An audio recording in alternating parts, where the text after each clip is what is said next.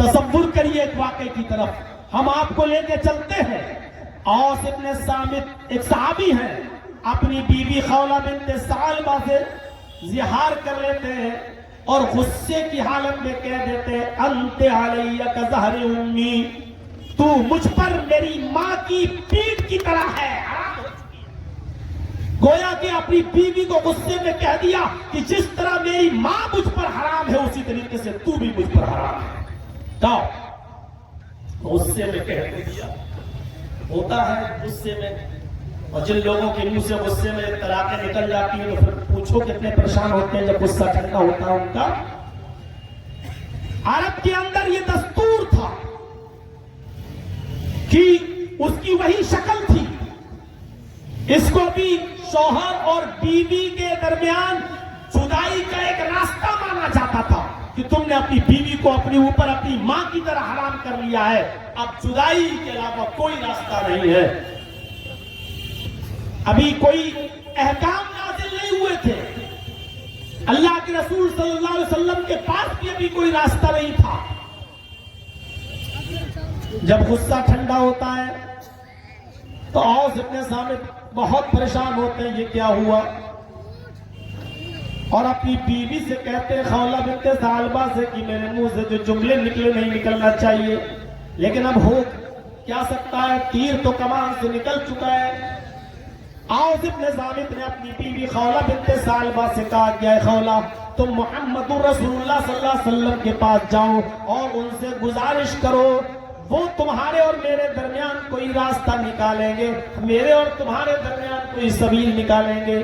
جاؤ، اللہ کے رسول ہیں، ان کے پاس جبریل آتے ہیں، اللہ ان کی سنتا ہے، اس لیے اللہ کے نبی کے پاس جاؤ اور اللہ کے نبی سے راستہ نکالنے کی گزارش کرو۔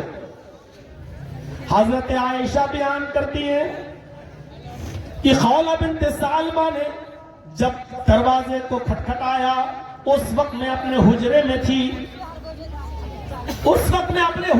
تھی، میں نے دروازہ کھولا تو سامنے خولہ کھڑی ہیں، میں نے کہا خولہ، انہوں نے سلام کیا اور اندر آنے کی اجازت طلب کی، میں نے سلام کا جواب دیا، ان کو اندر آنے کی اجازت دی، وہ اللہ کے نبی صلی اللہ علیہ وسلم کے پاس آ کر بیٹھ جاتی ہیں اور اپنا مسئلہ بیان کرتی ہیں، جو بھی ان کے اور ان کے شوہر کے درمیان ہو وہ اپنی شکایت لے کر اللہ کے نبی کے پاس آتی ہیں اور اللہ کے رسول سے کہتی ہیں کہ میرے شوہر نے مجھے اپنے اوپر اپنی ماں کی طرح حرام کر لیا ہے، کوئی راستہ نکالیے۔ پیار و محبت تو میں اپنے بچوں کو دے سکتی ہوں لیکن کھلانے پلانے کی ذمہ داری تو باپ کے اوپر عائد ہوتی ہے۔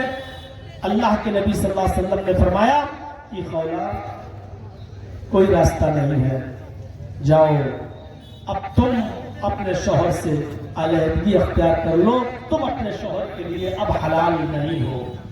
اس نے پھر کہا، اللہ کے نبی نے پھر منع کیا، اس نے پھر کہا اللہ کے نبی میرے شوہر نے مجھے طلاق نہیں دی، زہار کیا ہے، کوئی تو راستہ ہوگا۔ آپ نے کہا کوئی راستہ نہیں ہے۔ وہ بحث کر رہی ہے، بار بار کہہ رہی ہے اور اللہ کے نبی بار بار منع کر رہے ہیں کہ تمہارے لیے کوئی راستہ نہیں۔ حضرت عائشہ فرماتی ہیں کہ اللہ کے نبی صلی اللہ علیہ وسلم اور خولہ بنت ثعلبہ دونوں گفتگو کر رہی ہیں، حجرہ ہے ہی کتنا بڑا، چھوٹا سا حجرہ، اور اس حجرے کے ایک طرف میں بیٹھی ہوئی ہوں، مشکل سے 2 میٹر 3 میٹر کی دوری پر میں بیٹھی ہوئی ہوں۔ اللہ کے نبی اور خولہ بنت ثعلبہ دونوں گفتگو کر رہی ہیں، لم اسمع کلامہما، لیکن ان دونوں کی گفتگو کو میں نہیں سن رہی تھی۔ وہ دونوں کیا باتیں کر رہی ہیں، خولہ کیا باتیں کر رہی ہیں اور اللہ کے نبی کیا جواب دے رہے ہیں، اس گفتگو کو میں نہیں سن رہی تھی۔ اللہ کے رسول کی اور خولہ بنت ثعلبہ کی باتوں کو حضرت عائشہ کہتی ہے کہ میں نہیں سن پا رہی تھی کہ وہ دونوں کیا باتیں کر رہی ہیں۔ بس یہ جملہ یاد رکھنا، حضرت عائشہ کہ نہیں ہم نہیں، وہ دونوں کیا باتیں کر رہے تھے ہمیں نہیں سنائی دے رہا تھا، مجھے پتا نہیں، جبکہ میں قریب ہی میں تھی، یعنی آہستہ آہستہ گفتگو چل رہی تھی اور ان دونوں کی گفتگو کو میں صحیح سے نہیں سن پا رہی تھی۔ بہرحال اللہ کے نبی نے کہا کہ کوئی راستہ نہیں، جاؤ تم اب الگ رہو، تم الگ ہو چکی ہو، ابھی کوئی احکام نازل نہیں ہوئے تو آپ اپنی طرف سے کیسے کہہ دیں؟ اللہ کے رسول تو اپنی طرف سے کچھ بولتے نہیں ہیں. ما ينطق عن الهوى ان هو الا وحی یوحی. محمد رسول اللہ اس وقت تک نہیں بولتے جب تک کہ اللہ ان کو بولنے کا حکم نہ دے دے، جب تک جبرائیل نہ بتا دیں. آپ اپنی مرضی سے کچھ نہیں بولتے. ایسے ہی نہیں اللہ تعالیٰ نے ذمہ داری لی ہے، اور ایسے ہی نہیں بھی مانگے تو حل کہا ہے. ما آتاکم الرسول فخذوہ. تمہیں محمد رسول اللہ جو دے وہ لے لو. اتنی بڑی بات اللہ نے کیوں کہی؟ رسول تمہیں جو دے وہ لے لو. اللہ یہ بھی تو کہہ سکتا تھا کہ اللہ تمہیں جو دے وہ لے لو. اللہ نے یہ نہیں کہا اللہ تمہیں جو دے وہ لے لو. اللہ نے کیا کہا؟ رسول تمہیں جو دے. محمد الرسول اللہ تمہیں من حیث الرسول تمہیں جو دے وہ لے لو. جو بھی تمہیں دے وہ لے لو. جن چیزوں سے روکے رو. اللہ کو اتنا بھروسہ کیوں؟ کیونکہ اللہ جانتا ہے کہ میرا رسول اپنی طرف سے کوئی بات دیتا ہی نہیں ہے، کسی کو بولتا ہی نہیں ہے.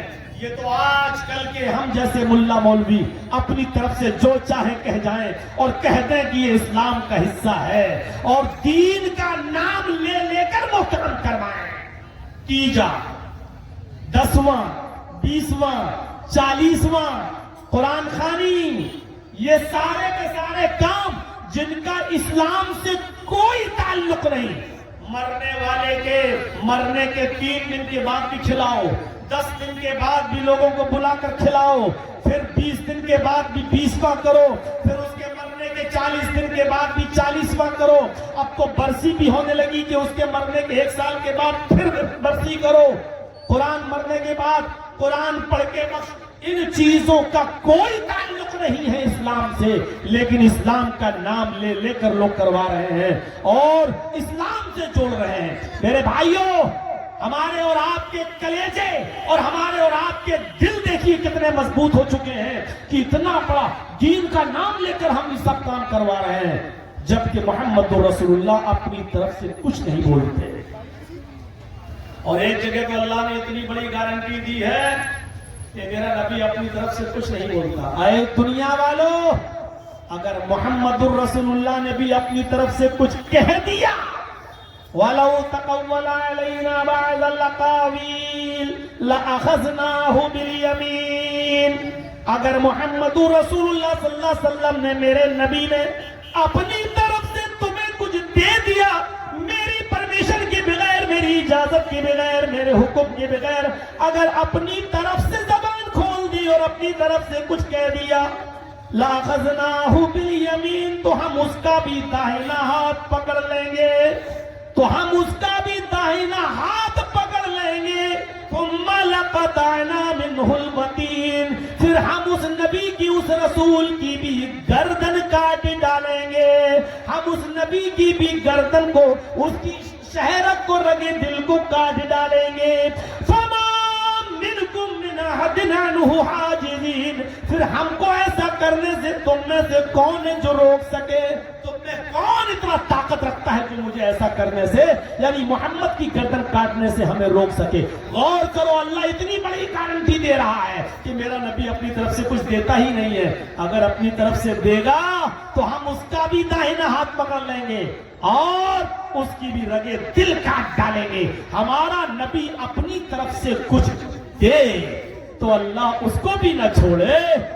ہم جیسے ملا مولویوں کا کیا ہوگا جو دین ہے ہی نہیں، وہ دین کا نام اور لیبل لگا لگا کے لوگوں کو دے رہے ہیں.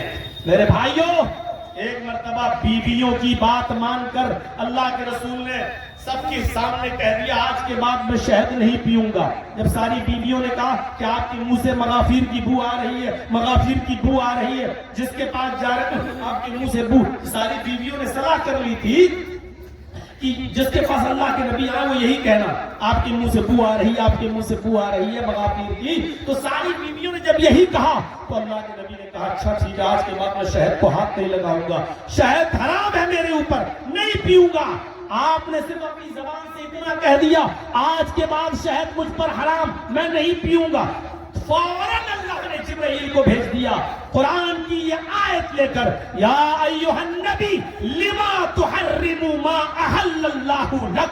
आए नबी, आप कौन होते हैं, आपको क्या इख्तियार है उस चीज को हराम करने का जिसको अल्लाह ने हलाल किया है आपके लिए।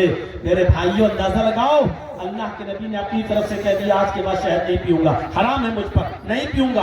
अल्लाह ताला ने कहा आप कौन होते हैं किसी चीज को जो हलाल की हो अल्लाह ने आपके लिए और आप उसको अपने लिए हराम कर रहे हैं, आपको ये इख्तियार किसने दे दिया? जरा गौर करो मेरे प्यारे साथियों, अल्लाह के नबी ने जिस चीज को अपने ऊपर हराम किया, अल्लाह ने जान दिया कि आप कौन होते हैं। नहीं, सिर्फ अपनी बीवियों को खुश करने के लिए आप ये जुमले बोल रहे हैं? आप ऐसा नहीं कर सकते हैं। किसी चीज के हलाल को हराम और हराम को हलाल करने का इख्तियार तो अल्लाह ने मोहम्मद रसूलुल्लाह को भी नहीं दिया, तो आज हमारे और हम जैसे मुल्ला मौलवियों को ये इख्तियार, ये पावर किसने दे दिया? तो मेरे भाइयों, बात थोड़ी सी मैं आगे कर रहा हूं कि अल्लाह के नबी सल्लल्लाहु अलैहि वसल्लम ने कहा कि जाओ, कोई रास्ता नहीं। खौला बिन्त सालबा वहां से निकली। हाफिज इब्न कसीर ने तफसीर इब्न कसीर के अंदर नकल किया है, जैसी खौला बिन्त सालबा हुजरे आयशा से निकली, सीधे मस्जिद नबी में दाखिल हो गई। उन्होंने वुजू बनाया और 2 रकात नमाज अदा की, और 2 रकात नमाज पढ़ने के बाद उन्होंने अल्लाह रब्बुल आलमीन से फरियाद की, आय अल्लाह, मेरे शौहर ने मुझसे जिहार कर लिया है, मुझे अपने ऊपर अपनी माँ की तरह हराम कर लिया है। आय अल्लाह, मेरे और मेरे शौहर के दरमियान कोई रास्ता निकाल। हाफिज इब्न कसीर नकल करते हैं, उस औरत ने दुआ में ये भी कहा कि आय अल्लाह, तेरे नबी की चौखट बंद हो गई, तेरे नबी का दरवाजा बंद हो गया। जब सारी जगहों से मैं ना उम्मीद हो चुकी हूँ, तो अब तेरी चौखट की उम्मीद है। इलाहुल आलमीन, तेरी चौखट वो चौखट है जहाँ से कोई निराश नहीं होता है, जहाँ से कोई मायूस नहीं होता है। आय अल्लाह, मेरे और मेरे शौहर के दरमियान कोई रास्ता निकाल। उसने ये दुआ की, अभी वो दुआ कर ही रही थी, जुमले खत्म भी नहीं करने पाई थी कि अल्लाह ताला ने जिब्राइल अमीन को भेज दिया। जिब्राइल मोहम्मद रसूलुल्लाह के पास आते हैं और कुरान की आयतें लेकर नाजिल होते हैं। क़द समिअ अल्लाहु क़ौलल्लती तुजादिलुका फी ज़ौजिहा व तश्तकी इलल्लाह वल्लाहु यस्मउ तहावुरकुमा इन्नल्लाहा समीउम बसीर।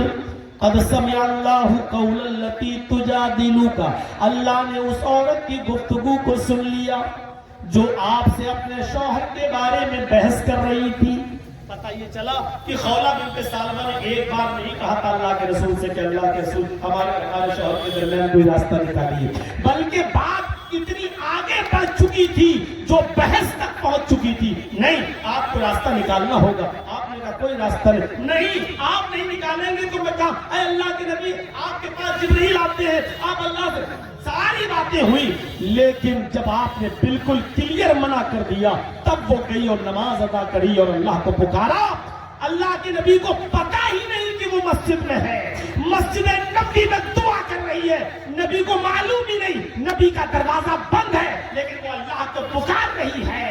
यहाँ जिब्राइल बतला रहे हैं, अल्लाह ने उस औरत की गुफ्तगू को सुन लिया जो अपने शौहर के बारे में आपसे बहस कर रही थी, और तश्तकी इलल्लाह, और अल्लाह से भी शिकायत कर रही, अल्लाह से भी फरियाद कर रही, अल्लाह को भी पुकार रही, अल्लाह से भी मदद मांग रही है। आगे वाला जुमला सुनो, वल्लाहु यस्मउ तहावुरकुमा, अल्लाह तुम दोनों की गुफ्तगू को सुन रहा था। आए मोहम्मद सल्लल्लाहु अलैहि वसल्लम, अल्लाह आपकी और आप खौला बिन्त सालबा की गुफ्तगू को सुन रहा था। अल्लाह कह रहा मैं सुन रहा था। हज़रत आयशा कह रही लम अस्मा कलामहुमा, उन दोनों की गुफ्तगू मुझे नहीं सुनाई दे रही थी, इतनी धीरे धीरे बातें कर रहे थे कि उनकी आवाज मुझ तक नहीं आ रही थी। 5 कदम 10 कदम के फासले पर हजरत आयशा गुफ्तगू नहीं सुन रही। अल्लाह अर्श पर मुस्तवी और अर्श पर होकर उनकी गुफ्तगू को सुन रहा था। अर्श भी कोई मामूली चीज नहीं है और ये बगल में नहीं लगा हुआ है। हमारी मौजूदा जमीन से सिर्फ सूरज ही 9 करोड़ 30 लाख मील की बुलंदी पर है। सोचिए, 9 करोड़ 30 लाख मील की ऊंचाई पर सिर्फ सूरज है। और सूरज इतना बड़ा है इस दुनिया से जिसमें हम और आप रहते हैं। अगर इस दुनिया को पूरा, जिस दुनिया का तसव्वुर हमारे दिमाग में, इस दुनिया को सूरज के अंदर अगर डाल दिया जाए तो सूरज पे दुनिया ऐसी नजर आएगी जैसे बहुत बड़ी कोई फील्ड के अंदर एक गेंद पड़ी हुई है, एक बॉल पड़ी हुई है, फुटबॉल पड़ी हुई है। जैसे उस फुटबॉल की उस फील्ड में कोई हैसियत नहीं है, ऐसे ही इस दुनिया की कोई हैसियत नहीं है सूरज की आगे।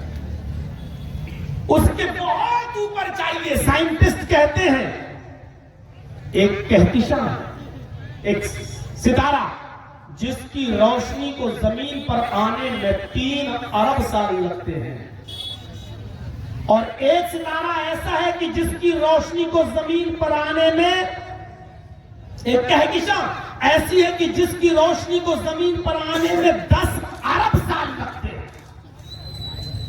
ये हम नहीं कह रहे, आज की मौजूदा साइंस कह रही है। उस रोशनी को जमीन पर आने में 10 अरब साल लगते हैं, जबकि अभी पहला आसमान नहीं आया है। उस सितारे की रोशनी को जमीन पर आने में 10 अरब साल, और 10 अरब साल वो भी कब लगते हैं? उसकी रोशनी कितनी हार्ड और कितनी स्पीड से है, उसकी रोशनी की रफ्तार में आपको नहीं मालूम। 1 सेकंड में 3 लाख मील की रफ्तार तय करती है। 1 सेकंड में 3 लाख मील। हम घंटे की बात नहीं कर रहे हैं, मिनट की बात और घंटे की बात नहीं कर रहे हैं। 1 सेकंड में आप छपको खोल लो, 1 सेकंड हो गया। 1 सेकंड में वो रोशनी कितनी रफ्तार तय करती है कहकशां की? 3 लाख मील। तब उस रोशनी को जमीन पर आने में कितना साल लगता है? 10 अरब साल। साइंटिस्ट कहते हैं कुछ कहकशाएं इतनी बुलंद हैं कि उनकी रोशनी को आसमान से चले हुए 20 अरब साल का जमाना गुजर चुका है, लेकिन अभी तक उन सैयारों की रोशनी जमीन पर नहीं आई है। यानी कुछ सैयारे, कुछ कहकशां इतनी ऊंचाई पर हैं कि उनकी रोशनी को आसमान पर से चले हुए 20 अरब साल गुजर चुके हैं, लेकिन अभी तक उनकी रोशनी जमीन पर नहीं पहुंची है। अभी पहला आसमान नहीं आया है, इसके बहुत ऊपर पहला आसमान, फिर दूसरा, फिर पहले आसमान के और दूसरे आसमान के दरमियान की दूरी 500 साल, फिर दूसरे आसमान से तीसरा आसमान, फिर उसकी दूरी दूसरे आसमान से तीसरे आसमान तक जाने के लिए 500 साल, फिर तीसरे आसमान से चौथे आसमान यहां तक पहुंचने के लिए 500 साल, फिर चौथे आसमान से पांचवा, पांचवें से छठा, फिर दूरी वही 500 साल। और एक आसमान की इस कोने से लेके ये आसमान है, ये आसमान, ये उसकी सकाफत है, मोटाई है, यहां से लेकर इस आसमान के इस छोर तक आने के लिए फिर 500 साल, फिर इस आसमान से दूसरे आसमान तक जाने के लिए 500 साल, फिर उस आसमान की किनारे से आखिरी किनारे तक जाने की फिर 500 साल। मेरे भाइयों, छोड़ते जाओ और पहुंच जाओ 7वें आसमान पर। फिर उसके बाद एक समंदर, अल्लाह का अर्श पहले समंदर पे था, समंदर, और फिर उसके ऊपर अल्लाह तबारक व तआला का अर्श, फिर समंदर को पार करने की मसाफत, फिर अल्लाह के अर्श तक। गौर करो, इतनी बुलंदी पर, इतनी ऊंचाई पर, इतनी बुलंदी पर होने के बाद वो क्या कह रहा है? वल्लाहु यस्मउ तहावुरकुमा, अल्लाह तुम दोनों की गुफ्तगू को सुन रहा था। हजरत आयशा बगल में बैठी है, लमस्मा कलामहुमा, कहती हैं हम उन दोनों के कलाम को, उन दोनों की गुफ्तगू को नहीं सुन पा रहे थे। किस वसीले की जरूरत है अल्लाह को? इतनी ऊंचाई से जब इन दोनों की गुफ्तगू को सुन रहा है तो फिर क्या चाहिए? कौन है जो हमारी दुआओं को अल्लाह तक ले जाए? कौन ऐसी हस्ती है जो इतनी बुलंदियों पर को परवास करे और हमारी दुआओं को अल्लाह तक ले जाए? मेरे प्यारे साथियों, अल्लाह को किसी वसीले की और किसी सहारे की जरूरत नहीं है सुनने के लिए। वल्लाहु यस्माउ तहावुरकुमा, अल्लाह तुम दोनों की गुफ्तगू को सुन रहा था। इसलिए ला इलाहा इल्लल्लाह के मफहूम में ये भी दाखिल है कि हम जो भी मांगे उससे मांगे, जो मुतालबा जो भी कहें अल्लाह से। गौर करो कि एक शख्स आता है अल्लाह के नबी के पास, कहता कि मैं बदवी हूँ, एराबी हूँ, देहाती हूँ, दूर का सफर करना है, अगर शाम तक घर नहीं पहुंचा तो जंगल के खतरनाक जानवर हमको खा जाएंगे, हम पर हमला कर देंगे। अरे अल्लाह के नबी, मुझे नसीहत कर दीजिए। क्या नसीहत कर रहे हैं? मुझे जरा जल्दी जाना है। अल्लाह के नबी सल्लल्लाहु अलैहि वसल्लम ने उसका हाथ पकड़ा, अपने घर की चौखट के बाहर तक उसको लाए, और लाने के बाद जब वो जाने लगा तो आपने उसको एक ही नसीहत की। आपने फरमाया 1.5 घंटे की, 1 घंटे की तकरीर नहीं, 2 घंटे का जलसा नहीं, पूरी रात की कॉन्फ्रेंस नहीं, आपने सिर्फ एक नसीहत की कि आए मुसाफिर जाने वाले जाओ जाओ, और एक नसीहत याद रखना, इज़ा सालता फसलिल्लाह व इज़ा इस्तानता फस्तईन बिल्लाह। जब भी सवाल करने की जरूरत पड़ जाए तो एक अल्लाह से सवाल करना, और जब मदद तलब करने की जरूरत पड़ जाए तो बस अल्लाह से मदद तलब करना। मेरे प्यारे साथियों, नसीहत कर दी, यही है ला इलाहा इल्लल्लाह का माना, और यही है ला इलाहा इल्लल्लाह का मफ़हूम। फ़अफ़ज़लु क़ौलु ला इलाहा इल्लल्लाह। बहुत कुछ बोला जा सकता है ला इलाहा इल्लल्लाह पर। आइए